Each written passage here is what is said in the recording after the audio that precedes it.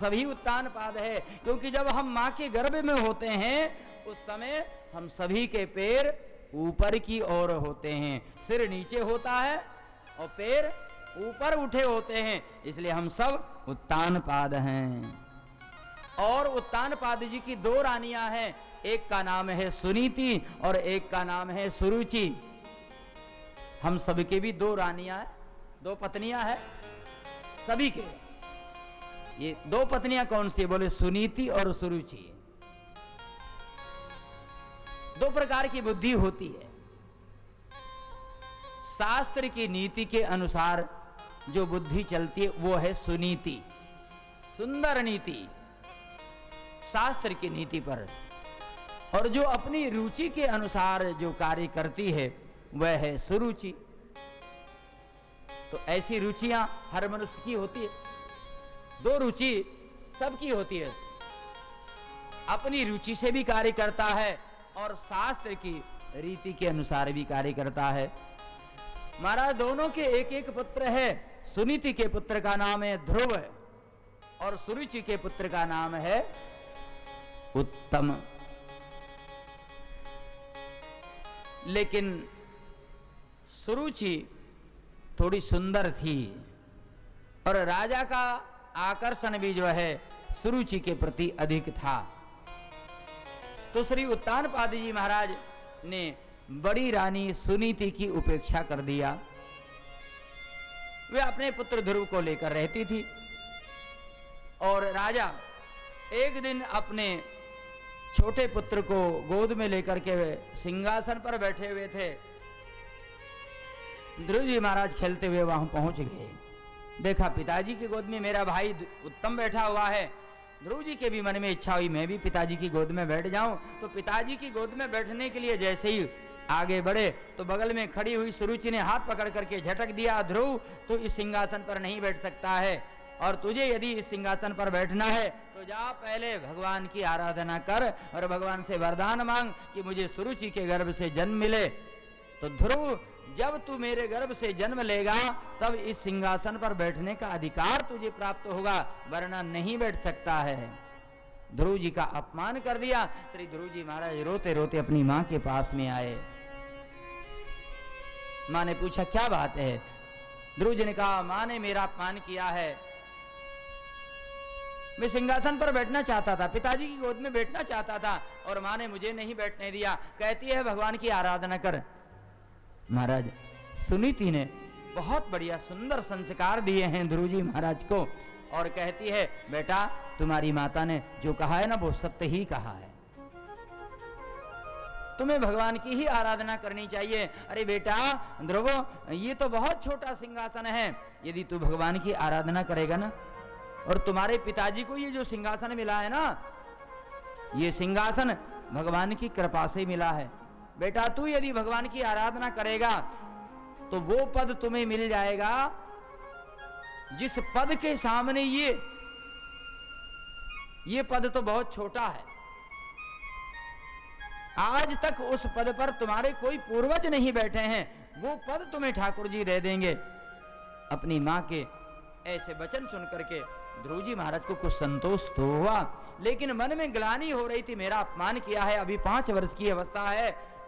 महाराज रात्रि में श्री ध्रुव जी महाराज जब मां सो गई तो ध्रुव जी महाराज वन की ओर चल पड़े।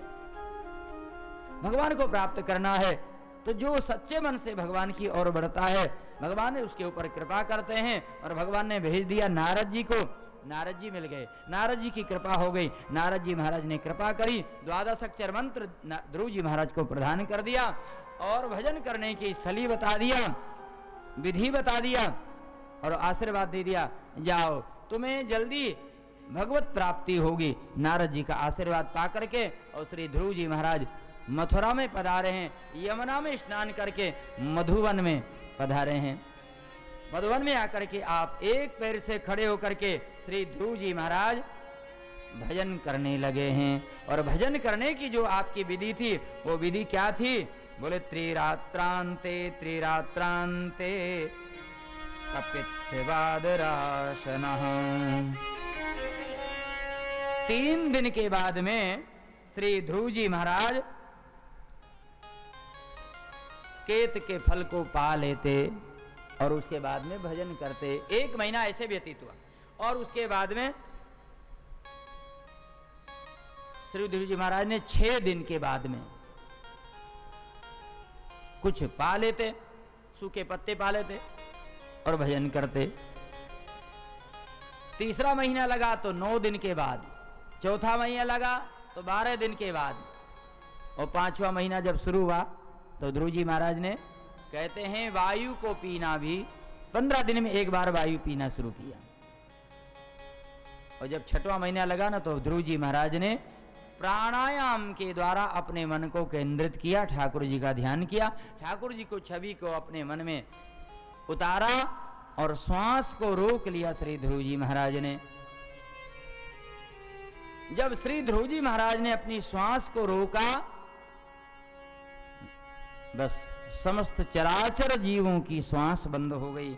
यहां तक कि देवता भी परेशान हो गए, दौड़े दौड़े भगवान के पास में आए, प्रभु ये क्या हो रहा है, हमारी सांस क्यों रुक रही है।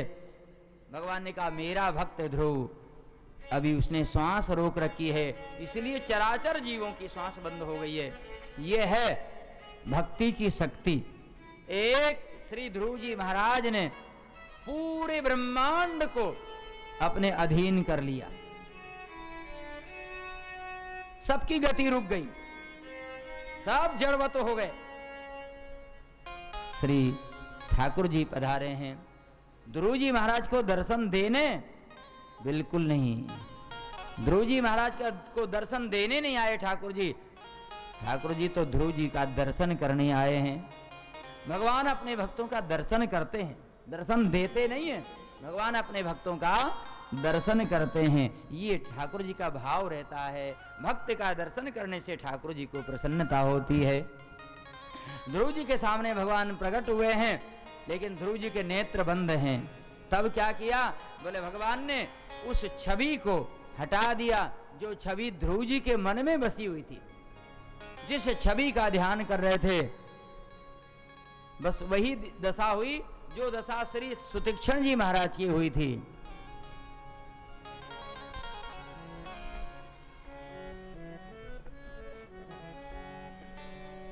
भूप रूप तब राम दुरावा, भूप रूप तब राम दुरावा, हृदय चतुर भुज रूप दिखावा, हृदय चतुर भुज रूप दिखावा, हृदय तब राम दुरावा, भूप रूप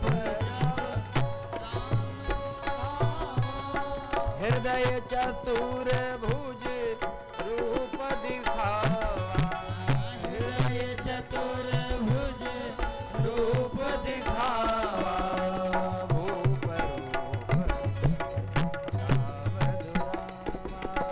भूप रूप राम दुरावा।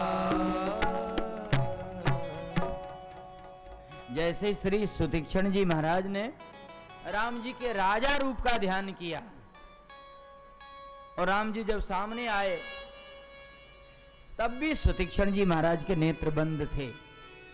तो भगवान ने जो छवि सुतीक्षण जी के हृदय में थी ना, उस राजा रूप को भगवान ने हटा लिया और हृदय में कौन सा रूप प्रकट कर दिया, बोले हृदय चतुर्भुज रूप दिखावा। तुरंत सुतीक्षण जी महाराज व्याकुल हो गए, अरे हमें तो राजा रूप चाहिए, ये चतुर्भुज रूप कहां से आ गए, चतुर्भुजी भगवान कहां से आ गए। सोई तुरंत नेत्र खोल दिए तो देखा सामने बनवासी रूप में राम जी खड़े। बस यही स्थिति आज श्री ध्रुव जी महाराज की हुई। जिस छवि का ध्यान कर रहे थे, भगवान ने उस छवि को हटा लिया। जैसे ही हृदय में से भगवान गायब हुए, नेत्र खुले, व्याकुलता बढ़ी, देखा सामने भगवान खड़े। जिस छवि का दर्शन हृदय में कर रहे थे, वही छवि वही रूप भगवान सामने खड़े हैं। ध्रुव जी महाराज ने दर्शन किया है, लेकिन अब बोलना चाहते हैं लेकिन बोल नहीं पा रहे हैं। भगवान अंतर्यामी हैं, समझ गए। भगवान ने अपने शंख को जो है ध्रुव जी महाराज के कपोल में स्पर्श कराया और मानो सारा वेद वेदांत का ज्ञान श्री ध्रुव जी महाराज को प्रदान कर दिया। जो ध्रुव जी बोल नहीं पा रहे थे, वाणी खुल नहीं रही थी, आज भगवान ने वो शक्ति प्रदान कर दिया। ठाकुर जी चाहे तो क्या नहीं हो सकता है? मूक होई वाचाल पंगु चढ़ई गिरवर गहन, जासु कृपा सुदयाल द्रवो सकल कलिमल दहन, मूकम करोति वाचालम पंगुम लंघयते गिरिम, यत् कृपातमहं वंदे परमानंद माधवम। तो भगवान की कृपा से क्या नहीं हो सकता? चरण कमल बंदो हरिराई, जाकी कृपा पंगु गिर लगे, अंधेरे को सब कछु दरसाई, बहरो सुने गूंग मुखी बोले, रंग चले सिर छत्र धराई।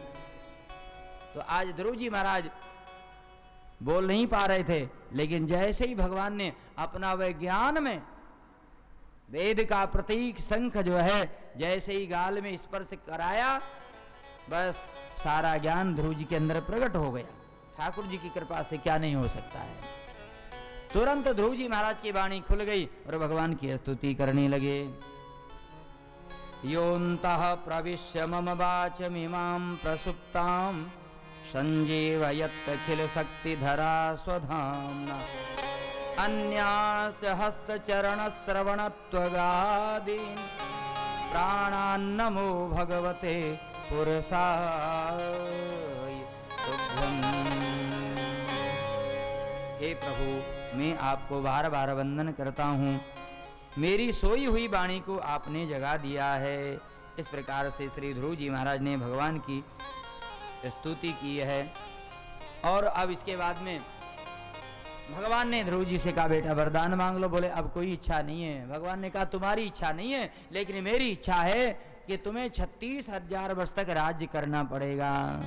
ध्रुव जी ने बार बार मना किया, लेकिन फिर भी ठाकुर जी ने कहा कि तुम्हें पहले राजगद्दी पर बैठना पड़ेगा, उसके बाद में तुम मेरे धाम को आओगे, जिससे कोई ये ना कहे कि भगवान के भक्त की कोई इच्छा अधूरी रह जाती है क्या? नहीं, इस लोक में भी और परलोक में भी, हित परलोक लोक पितु माता, इस लोक में भी सब कुछ प्राप्त होता है और परलोक में तो सब कुछ प्राप्त हो ही जाता है। इसलिए श्री ध्रुव जी महाराज को 36,000 वर्ष का राज्य देने का वरदान भगवान ने दिया। भगवान अंतर ध्यान हो गए। श्री ध्रुव जी महाराज अपने नगर में पधारे हैं और उत्तानपाद जी महाराज को मालूम हुआ नारद जी के द्वारा कि तुम्हारा पुत्र ध्रुव आ रहा है। भगवान के दर्शन करके और उत्तानपाद जी ध्रुव जी का स्वागत करने के लिए सारी प्रजा को लेकर नगर के बाहर आए हैं। महाराज ध्रुव जी महाराज ने देखा पिताजी आए हैं। ध्रुव जी को देख करके उत्तानपाद जी दौड़े हैं। उत्तानपाद जी को प्रणाम किया है ध्रुव जी महाराज ने। उत्तानपाद जी ने ध्रुव जी को उठाकर छाती से लगा लिया है और इसके बाद में श्री ध्रुव जी महाराज ने अपने सौतेली माता सुरुचि को वंदन किया। जन्म देने वाली अपनी माता सुनीति को बाद में, और जिस माता ने अपमान किया था उसी मां को श्री ध्रुव जी महाराज पहले वंदन करते हैं। ठीक यही सिद्धांत भगवान श्री राम जी का भी है। भगवान श्री राम जी ने प्रथम राम भेटी केकेयी, भगवान श्री राम जी चित्रकूट में सबसे पहले माता कैकेयी से मिलते हैं। प्रथम राम भेटी के माता कैकेयी से मिलते हैं, जिससे मां को ये ना लगे कि अरे मुझसे अभी भी दुखी हैं। यही भाव आज श्री ध्रुव जी महाराज के अंदर है। श्री ध्रुव जी महाराज ने अपनी माता सुरुचि को प्रणाम किया और जैसे ही प्रणाम किया तो सुरुचि का भी भाव बदल गया। विचार करने लगी, ओहो ये बालक कितना सीधा साधा है, कितना भोला भाला है। देखो जिसका मैंने अपमान किया और घर से बाहर निकल दिया, आज वह मुझे प्रणाम कर रहा है। सुरुचि का भाव बदल गया और वो भी आशीर्वाद देने लगी। कहने लगी, बेटा तुम मुझे क्षमा कर दो, मैंने तुम्हारा अपमान किया है। ध्रुव जी महाराज कहते हैं, माँ आपकी कृपा से ही तो मुझे प्रभु मिले हैं, इसलिए आपने बहुत अच्छा किया है, आपने मेरा अपमान नहीं किया था। इस प्रकार से ध्रुव जी महाराज, देखो जो भक्त होते हैं ना, उनके मन में किसी के प्रति द्वेष नहीं होता है। जो भक्त होते हैं, भगवान के भक्त किसी से द्वेष नहीं करते हैं। ये भगवान का स्वभाव है, भक्तों का स्वभाव होता है। तो जिस माता ने अपमान किया उसी माता को पहले वंदन किया, और वो भी सच्चे मन से ध्रुव जी ने। फिर अपनी माता सुनीति को प्रणाम किया है। सुरुचि के आनंद का ठिकाना नहीं रहा है। ध्रुव जी महाराज को हाथी पर बिठाया है, ध्रुव जी की भव्य शोभा यात्रा निकाली है, भव्य स्वागत हुआ है। महल में पधारे हैं श्री ध्रुव जी महाराज। उत्तानपाद जी महाराज को ज्ञान हुआ मैं बूढ़ा हो गया, फिर भी वैराग्य नहीं हो रहा है, और मेरे पुत्र को देखो भगवत प्राप्ति कर लिया। अपने ही पुत्र से शिक्षा लेकर के श्री ध्रुव जी उत्तानपाद जी महाराज ने क्या किया, बोले ध्रुव जी को राजा बना दिया, और उत्तानपाद जी महाराज वन को चल दिए भजन करने के लिए।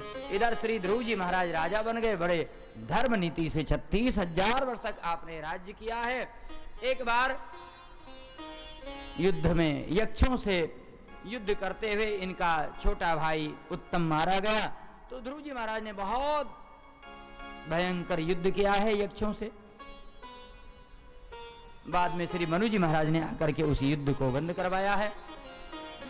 36,000 वर्ष राज्य करने के बाद में श्री ध्रुव जी महाराज को भगवान ने बुलाया है। भगवान के यहाँ से विमान आया है, भगवान के पार्षद बता रहे हैं। जैसे ही श्री ध्रुव जी महाराज विमान में बैठने लगे तो काल यानी मृत्यु देव वहां पर आकर खड़े हो गए। मृत्यु ने कहा ध्रुव जी मेरा स्पर्श करिए, तब आपको यहां से जाना होगा। तो ध्रुव जी महाराज ने कहा आप अपना सिर नीचे करो। मृत्यु देव ने अपना सिर नीचे किया, ध्रुव जी ने मृत्यु के सिर के ऊपर पैर रखा और विमान में बैठ गए। क्योंकि ये भगवान का विमान है, पृथ्वी पर नहीं टिकता है, पृथ्वी पर नहीं उतरता है। देवताओं का विमान पृथ्वी का स्पर्श नहीं करता है। तो ध्रुव जी महाराज को विमान में बैठना है तो बीच में सीढ़ी की आवश्यकता है, तो वहां सीढ़ी की जगह महाराज मृत्यु देव ने अपना सिर नीचे किया, मृत्यु के सिर के ऊपर पैर रखा और विमान में बैठ गए। इससे हमको ये शिक्षा लेनी चाहिए, महाराज भगवान के जो भक्त होते हैं काल भी उनका कुछ नहीं बिगाड़ सकता है। मृत्यु के सिर के ऊपर पैर रखा और विमान में बैठे हैं। जैसे ध्रुव जी का विमान आगे बढ़ा, अचानक याद आया, अरे मेरी माँ तो रह गई, रोको विमान रोको, विमान रोको। भगवान के पार्षद कहने लगे ध्रुव जी ऐसा हो सकता है क्या, जिस माँ का पुत्र इतना बड़ा भक्त हो, क्या वो माँ पीछे रह सकती है? चिंता मत करिए, आपकी माता आगे आगे जा रही है। दिखा दिया, देखो हम पहले ही 2 विमान लेकर के आए थे, एक आपके लिए और एक आपकी माँ के लिए। जब ध्रुव जी महाराज ने देख लिया कि मेरी माँ का विमान आगे आगे जा रहा है, मेरी माँ आगे जा रही है, ध्रुव जी महाराज प्रसन्न हुए हैं, भगवान के धाम में पहुंचे हैं। भगवान ने गोद में उठाया है और अपने लोक में श्री ध्रुव जी महाराज को निवास दिया है। बोलिए श्री ध्रुव जी महाराज की जय। ध्रुव जी के बाद में इनके पुत्र हुए हैं श्री उत्कल जी महाराज। उत्कल के पुत्र हुए अंग, और अंग के पुत्र हुए बेन, और बेन बड़ा अधर्मी राजा हुआ। ऋषियों ने इस बेन को हुंकार भर के मार डाला। तो महाराज अब राजा के बिना सूना हो गया राज्य। तब बेन के शरीर का मंथन किया गया तो पहले एक काला काला बोना सा पुरुष निकला। उसने कहा मुझे क्या करना है? ऋषियों ने कहा निषीद निषीद, बैठ जाओ, तुम किसी लायक नहीं हो। वहीं से निषाद जाति का विस्तार हो गया। फिर बेन की भुजाओं का मंथन किया तो दाईं भुजा से पृथु भगवान प्रकट हुए और बाईं भुजा से अर्ची देवी प्रकट हुई। दोनों का विवाह करवा दिया और पृथु जी महाराज साक्षात भगवान के अवतार हैं। पृथु जी राजा बन गए, राजगद्दी पर विराजमान हुए। पृथु जी महाराज ने अनेक यज्ञ किए हैं। इनके यज्ञ में कई बार इंद्र ने विघ्न किया है और बाद में भगवान इनके यज्ञ में प्रकट हुए। जब इन्होंने 100 यज्ञ करने का संकल्प लिया था तो 99 यज्ञ हुए और इन्होंने 100वां यज्ञ अपना पूरा नहीं किया और उसको अधूरा ही छोड़ दिया। भगवान की प्रसन्नता के लिए भगवान प्रकट हो गए तो भगवान से वरदान क्या मांगा? बोले 10,000 कान हो जाएं, आपकी कथा सुनने के लिए 10,000 कान मुझे प्राप्त हो जाए। मतलब इन 2 कानों से मैं इतना सुन सकूं कि निरंतर आपकी कथा में सुनता रहूं, कभी ऐसा नहीं लगे कि मैं तृप्त हो गया, कभी भी मेरा मन आपकी कथा से तृप्त ना हो, ऐसा वरदान आप मुझे दें। भगवान ने यह वरदान श्री पृथु जी महाराज को दिया है। पृथु जी के बाद में राजा हुए श्री अंतर ध्यान के हविर्दान के हुए प्राचीन बरिही ने भी बड़े बड़े यज्ञ किए महाराज।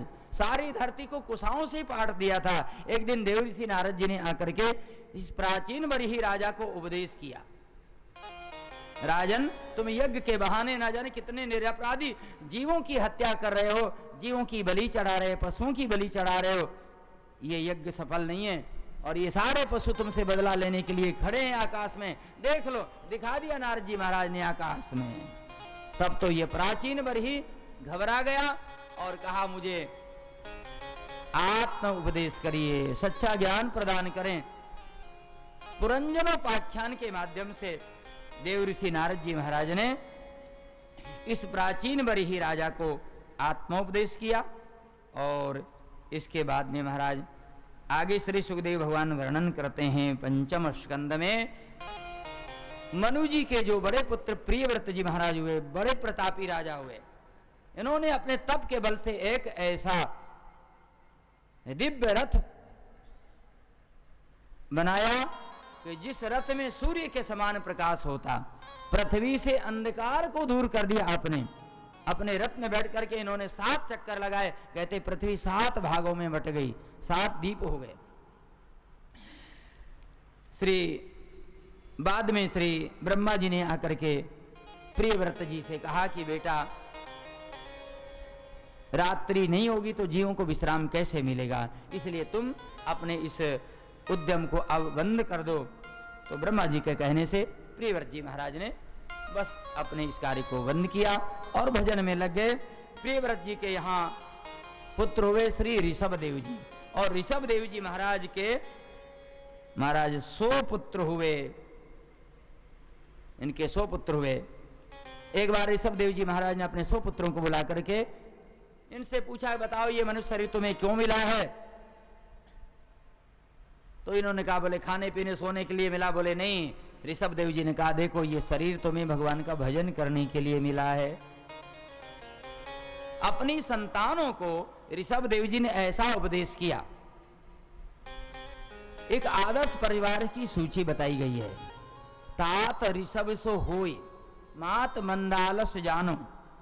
यदि पिता हो तो ऋषभ देव जी जैसा, माता हो तो मदालसा जैसी, गुरु हो तो नारद जी जैसा, मित्र हो तो प्रहलाद जैसा, भ्राता विदुर दयाल, भाई हो तो विदुर जी जैसा, और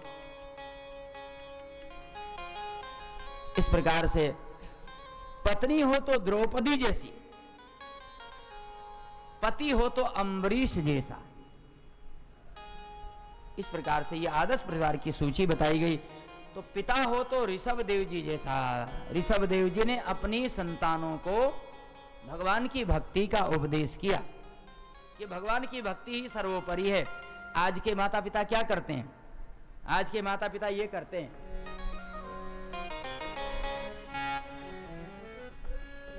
माता पिता बालकनि बुलावहि, माता पिता बालकनि बुलावहि, माता पिता बालकनि बुलावहि, माता पिता बालकनि बुलावहि, माता पिता बुलावहि, उदर भरे सोई धर्म सिखावहि, उदर भरे सोई धर्म सिखावहि, उदर भरे सोई धर्म।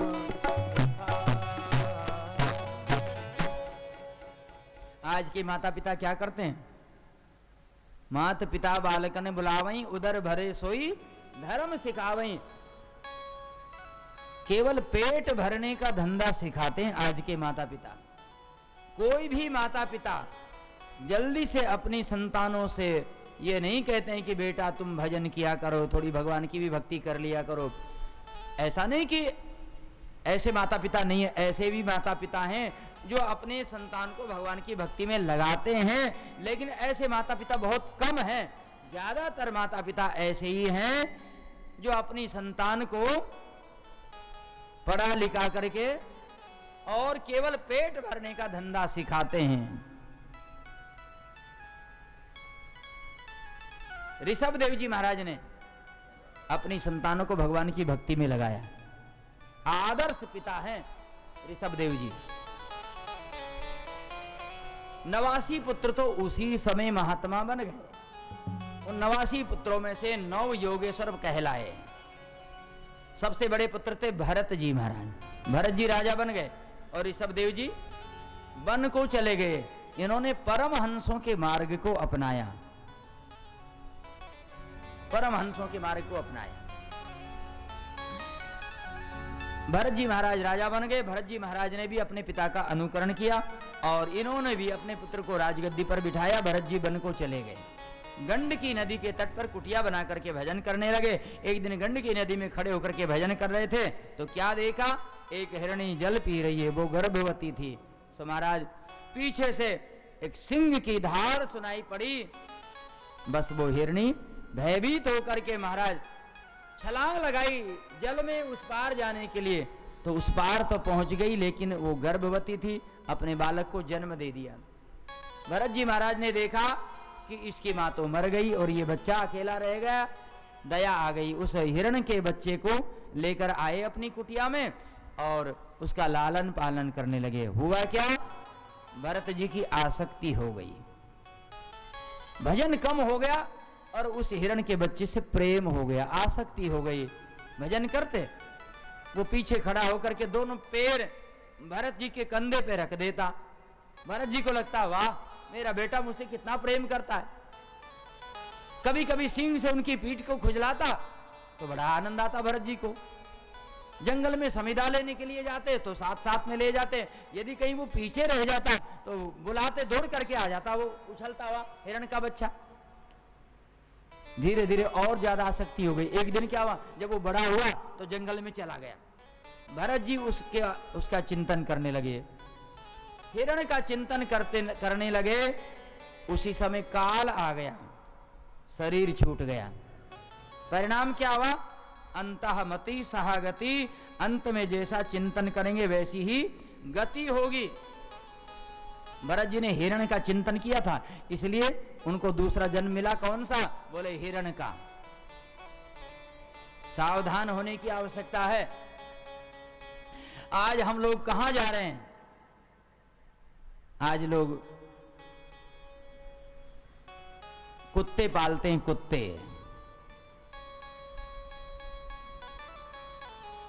इसका परिणाम क्या होगा, सोचने लायक है। और कुत्ते भी बड़े महंगे महंगे, 1-1 लाख के, 2-2 लाख के कुत्ते। और उनका भोजन है 500 रुपए रोज, 1000 रुपए रोज उनका भोजन।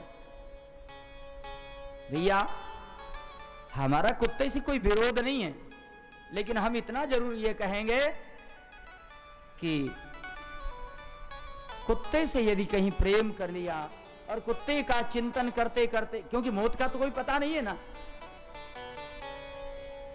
तो कुत्ते का चिंतन करते करते यदि कहीं शरीर छूट गया तो अगले जन्म में फिर कुत्ता बनना पड़ सकता है। इसलिए सावधान होने की आवश्यकता है कि हमारा जो अंतिम समय है, हमारा जो अंतिम चिंतन है, वो केवल और केवल भगवान का के प्रति होना चाहिए। यदि संसार के प्रति हमारा चिंतन रहा तो फिर हमारा अगला जन्म बिगड़ जाएगा। लेकिन ये होगा तब जब आपने बचपन से ही आदत डाली है। बचपन से यदि भगवान का चिंतन किया है तो बुढ़ापे में भी भगवान का चिंतन होगा, भगवान की याद आएगी। नहीं तो होता क्या है,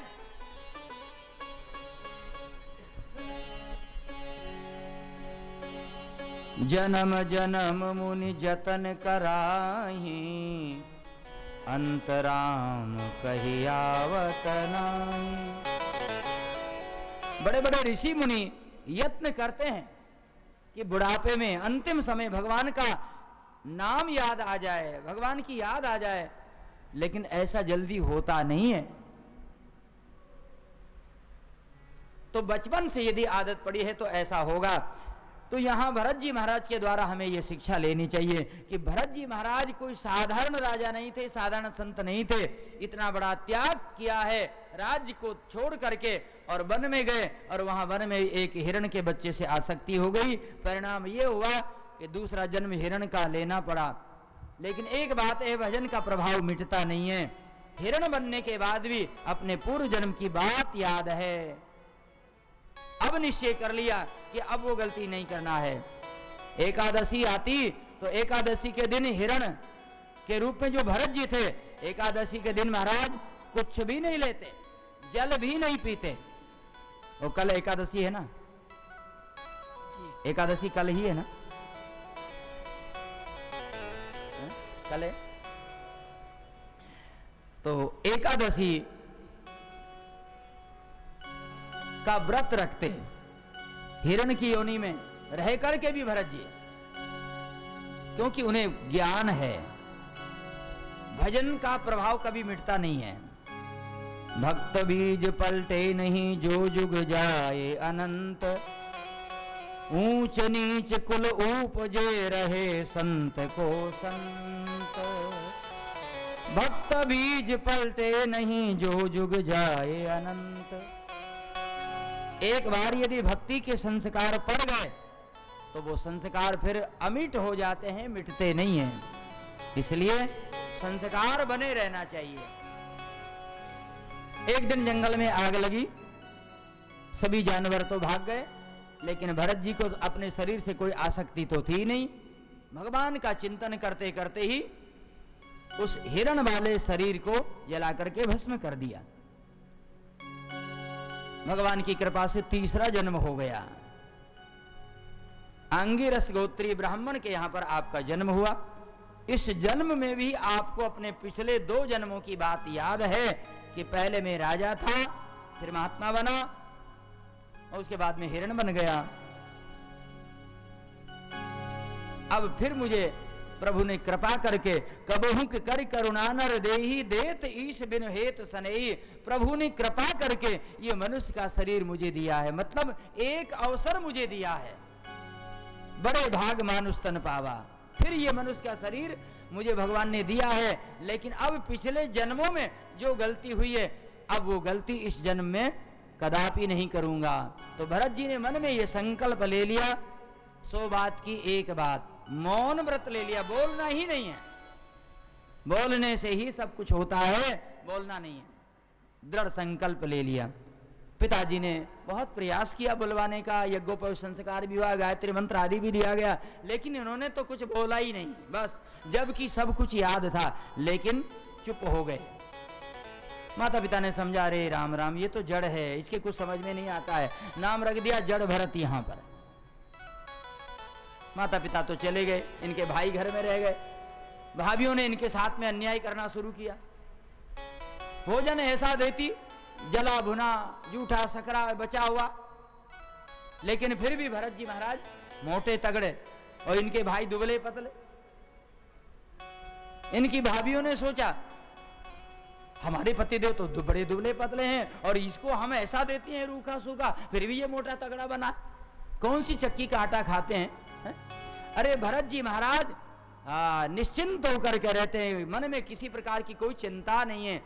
मन भगवान में लगा रखा है, जो दिया जो मिला सो ले लिया। बस भरत जी के द्वारा कुछ सेवा भी ली वहां पर,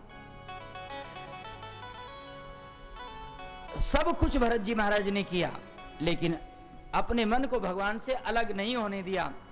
अंत में भाइयों ने घर से निकाल दिया तो निकल गए। जंगल में डाकू इनको पकड़ कर ले गए देवी की बलि चढ़ाने के लिए। वहां पर देवी ने साक्षात प्रकट होकर के डाकू का वध कर दिया और भरत जी महाराज बच गए। लेकिन मन में कोई हर्ष नहीं हुआ, क्योंकि ये हर्ष और विषाद से रहित हैं। अभी देवी की भेंट चढ़ाए जाने वाले थे तो मरने का कोई दुख नहीं था कि अभी हमारी बलि चढ़ा दी जाएगी, मरने का कोई मन में दुख नहीं था। और जब देवी की कृपा से बच गए तो मन में कोई हर्ष भी नहीं हुआ कि हम बच गए। हर्ष और विषाद से ये रहित हैं, आत्मा में ही रमण करने वाले हैं, आत्मचिंतन करने वाले श्री भरत जी महाराज वन में घूम रहे थे। एक राजा है, सिंधु देश का राजा, रघुवन राजा, विमान में पालकी में बैठ करके और कपिल भगवान के पास में आत्म उपदेश लेने के लिए जा रहा था। चलते चलते एक कहार थक गया तो भरत जी को लगा दिया।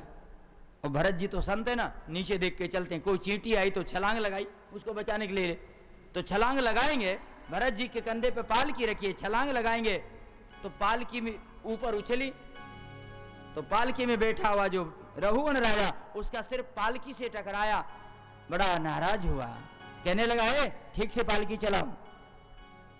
तो 3 कहारों ने कहा, बोले महाराज हम तो ठीक से चल रहे हैं, ये जो नया नया आया ना ये ठीक से नहीं चल रहा है। भरत जी की ओर देख करके कहने लगा, व्यंग करने लगा, ओह बड़ा दुबला पतला है, लगता है बहुत दिन से कुछ खाया पिया नहीं है, जबकि भरत जी बहुत मोटे तगड़े थे। तुझे चलना नहीं आता है? मैं कहता हूं ठीक से चलो, नहीं तो मैं तेरी ऐसी चिकित्सा करूंगी कि याद करेगा जीवन भर। अब कहते ही श्री भरत जी महाराज ने विचार किया कि आज मुझे बोलना पड़ेगा, 40 वर्ष हो गए और 40 वर्ष से बोले नहीं है, आज बोलना पड़ेगा। और इसलिए बोलना पड़ेगा, लोग ये कहेंगे कि भरत जैसे संत ने रघुगण राजा की पालकी को ढोया, यानी भरत जैसे संत का संग मिला रघुगण राजा को और उसके बाद भी उसका अज्ञान दूर नहीं हुआ, इसलिए आज बोलना पड़ेगा। और दूसरी बात यह है, ये जो राजा है ना रघुगण राजा, ये वही हिरण है जो पहले भरत जी की आसक्ति हुई थी, जिस हिरण में भरत जी की आसक्ति हुई थी, ये वही हिरण आज राजा बन करके आया है। भरत जी को ये बात याद भी है कि ये वही हिरण है जो आज राजा बन करके आया, तो इसी में आसक्ति थी, तो उसका भी कल्याण करना जरूरी है। देखिए भरत जी को संग मिला था हिरण का, तो भरत जी तो बन गए थे हिरण, और हिरण को संग मिला था एक संत का, तो वो हिरण बन गया राजा। हिरण को संग मिला राजा संत का, तो हिरण तो बन गया राजा और वो संत बन गए थे हिरण। लेकिन हम आपको से निवेदन कर चुके हैं कि भजन का जो प्रभाव है वो कभी मिटता नहीं है। एक बार यदि भजन के संस्कार पड़ गए, एक बार भी जीवन में यदि भगवान का नाम आपके मुख से निकला है तो इसका फल आपको मिलेगा। तो भजन किया था भरत जी ने, इसलिए उनको सब कुछ याद है। आज भरत जी महाराज ने उसका कल्याण करने का निश्चय कर लिया है और पालकी कंधे पर है और उस राजा की ओर देख करके कहने लगे, क्या कहा राजन, तुम मेरी चिकित्सा करोगे? अरे राजन तुम मेरी क्या चिकित्सा करोगे, मैं शरीर नहीं हूं। इतना सुनते ही राजा ने देखा कि ये अवधूत वेश में और ये आत्मा की बात करता है। देखा कंधे पे एक मोटा सा जनेऊ पड़ा है, वो भी मूंज वाला, मूंज का मोटा जनेऊ देखा तो ये तो कोई अवधूत है। राजा सत्संगी तो था ही सही, तुरंत पालकी से नीचे उतरा और भरत जी को प्रणाम करके फिर पूछने लगा, भगवान आप कौन है अवधेश वेश में? तो भरत जी ने कहा, राजन तुम ये दूसरी भूल कर रहे हो। अरे राजा जो तुम हो वही मैं हूं, और तुमने कहा कि तुम मेरी चिकित्सा, मैं तुम्हारी चिकित्सा करूंगा, तुम मेरी चिकित्सा क्या करोगे? राजन मैं शरीर नहीं हूं, मैं तो आत्मा हूं और आत्मा को कोई कष्ट दे नहीं सकता है। तो राजा ने एक उदाहरण दिया, बोले भगवान मेरा ऐसा मानना है कि जल में एक पात्र में जल भर दिया जाए और उस पात्र को अग्नि के ऊपर रख दिया जाए और उस बर्तन में चावल डाल दिए जाएं। अब चावल और अग्नि के बीच में वो बर्तन है और जल है, सीधा संबंध चावल का अग्नि से नहीं है, क्योंकि चावल और अग्नि के बीच में बर्तन है और जल है। अब अग्नि का संबंध बर्तन से है, बर्तन का संबंध जल से है और जल का संबंध चावल से। तो एक दूसरे के संबंध से, अग्नि का संबंध बर्तन से तो बर्तन गर्म हो गया, और बर्तन का संबंध जल से है तो वो जल गर्म हो गया, और जल का संबंध वो चावल से तो वो चावल सिद्ध हो जाता है। तो राजा ने ये कहा, भगवान मेरा ऐसा मानना है कि शरीर का संबंध इंद्रियों से है और इंद्रियों का संबंध मन से है और मन का संबंध आत्मा से है। तो शरीर को दिया हुआ कष्ट आत्मा तक पहुंच जाता है, ऐसा मेरा मानना है। भरत जी महाराज ने कहा, राजन तुम हो मूर्ख और बातें करते हो ज्ञानियों जैसी। अरे राजा, तुमने जो उदाहरण दिया है, मान लिया जाए बर्तन भी है, जल भी है, अग्नि भी है, लेकिन चावल की जगह उसमें कंकर पत्थर डाल दिए जाएं, उस जल में, उस बर्तन में कंकर पत्थर डाल दिए जाएं, तो क्या चावल की तरह वो कंकर पत्थर मुलायम हो सकता है, सिद्ध हो सकता है? कदापि नहीं। चाहे जितनी अग्नि जलाएंगे, लेकिन चावल की तरह वे कंकर पत्थर, वो बालू, वो रेत मुलायम नहीं हो सकती है। तो राजन, तुमने जो उदाहरण दिया चावल वाला, चावल विकार युक्त वस्तु है, चावल विकार युक्त पदार्थ है, और आत्मा जो है ना वो निर्विकारी है, पत्थर की तरह है। आत्मा पत्थर की तरह, आत्मा ना सूखती है, ना गलती है, ना जलती है। ये सुख और दुख का अनुभव केवल मन को होता है।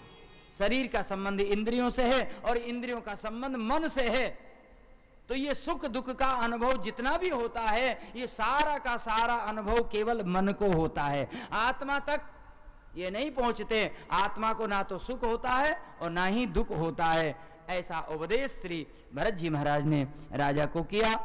जिस काम के लिए राजा जा रहा था वो कार्य मार्ग में हो गया। भरत जी को प्रणाम किया और इसका कल्याण हो गया। बोले भक्त वत्सल भगवान की जय। आगे श्री सुखदेव भगवान ने वर्णन किया है, हमारे इस भारत में 3 भरत हुए हैं, जिसके कारण इस देश का नाम भारत देश पड़ा है। और आगे 28 प्रकार के नरकों का वर्णन किया है श्री सुखदेव जी महाराज ने। तो यहां पर जैसा कर्म करते हैं वैसा नरक प्राप्त होता है। तो नरकों का नाम सुनते ही परीक्षित जी महाराज ने पूछा, गुरुदेव इन नरकों से बचने का कोई उपाय है? तो यहां पर श्री सुखदेव जी महाराज ने अजामिलोपाख्यान सुना दिया। राजन, अजामिल नाम का एक कर्मकांडी ब्राह्मण था और एक जरा सी देर का कुसंग उसको मिला, केवल जरा सी देर का कुसंग। जरा सी देर के कुसंग ने अजामिल के पूरे जीवन को बर्बाद कर दिया। एक बार श्री चैतन्य महाप्रभु और वल्लभाचार्य जी में भेंट हुई, दोनों मिले, चर्चा चली सत्संग की। तो श्री वल्लभाचार्य जी महाराज ने कहा कि गाय की नोक के ऊपर एक सरसों का दाना रख दिया जाए और वो सरसों का दाना गाय के सींग की नोक पर जितनी देर ठहर जाता है, उतनी देर का सत्संग भी यदि जीव को मिल जाए तो कल्याण हो जाएगा। तो महाप्रभु जी ने कहा कि बोलो उतनी ही देर का यदि कुसंग मिल जाए तो जीवन बर्बाद हो जाता है। मतलब थोड़ी देर का कुसंग मिला था। इस अजामिल को जंगल में समिधा लेने के लिए गए थे और वहां पर एक शूद्र व्यक्ति को एक वेश्या के साथ में रमण करते हुए आपने देख लिया और जिसके कारण आपके मन में काम विकार आ गया। ये कुसंग इनके मन के ऊपर प्रभावित हो गया। बस उस वेश्या के संग से आपका पतन हो गया। अंत में कहते हैं भगवान की कृपा से ऐसे संत आ गए आपके यहाँ पर और उन संतों ने एक बड़ा ही सुंदर उपाय आपको बता दिया। बोले अजामिल देखो, तुम हमारी एक बात मान लो, तुम्हारे अब की बार जो संतान हो उसका नाम तुम नारायण रख देना। तो अजामिल ने संतों की बात को मान लिया। संतों के पास में युक्तियां हुआ करती है। उन संतों ने विचार किया कि यदि हम इसको कहेंगे कि तुम रामायण का पाठ करना, गीता का पाठ करना, भागवत का पाठ करना, नाम जप करना, तो ये कर नहीं सकता, इसकी आदत नहीं है, ये कर नहीं सकता। तो ऐसा उपाय बता दिया कि जिसके द्वारा अपने आप भजन होगा। तो पुत्र का नाम रख दिया नारायण। तो पुत्र का जन्म हुआ नहीं, उसके पहले से ही अजामिल अपनी पत्नी से कहता, देवी अब की बार हमारा जो बेटा होगा ना, हम उसका नाम रखेंगे नारायण। नारायण पुत्र का जन्म नहीं हुआ, उसके पहले से ही भजन शुरू होगा। यह है युक्ति संतों की, संतों ने तो बताई। और जब बच्चे का जन्म हो गया तो नाम रख दिया नारायण। अब देखो, बड़े बेटे में पिता की ममता ज्यादा होती है और छोटे बेटे में मां की ममता ज्यादा होती है। और बीच वाला, बोलो बीच वाले, बड़े वाले को पिताजी ले लिया, छोटे वाले को मां ने ले लिया। और बीच वाला, बोलो बीच वाला ऐसे रह जाता, वो बाबा जी बन जाता है बेचारा, क्या करे हैं?